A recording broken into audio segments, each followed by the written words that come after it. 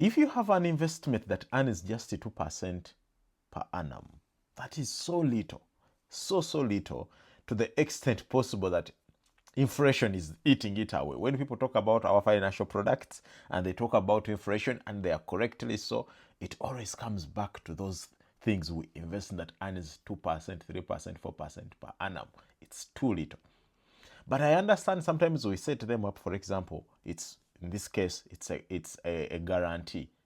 What I would do, I would specifically change it to the US, to a UGX, because a fixed deposit in UGX, you can negotiate even up to 14%, 13%, 12%. Now that is already above inflation. There you are thinking through. You're like, you know what?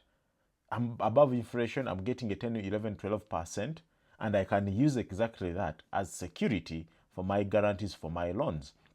But most importantly, guarantees and covers are always about security, that in case your business needs a cash injection and they know even if you fail to pay, they can easily recover it, I would actually get it. There is a client of mine who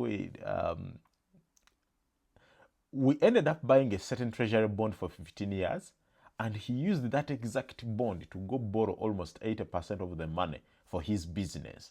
And his security he used is the bond. What is going to pay for the security is, in case at one point he needs to, they need to recover, they just have to sell the bond or they use the coupons. But he knows in the next 2 years he's going to use the income from his businesses to pay off the loan. But you see, the difference here is that he has moved something cash convertible into something that gives him close to 14% return a year at a net value. That is important. And that's the mindset you have to look at it, because for anyone who is investing, if you're investing for and you're getting 2%, that's not investing. That's actually you're losing money.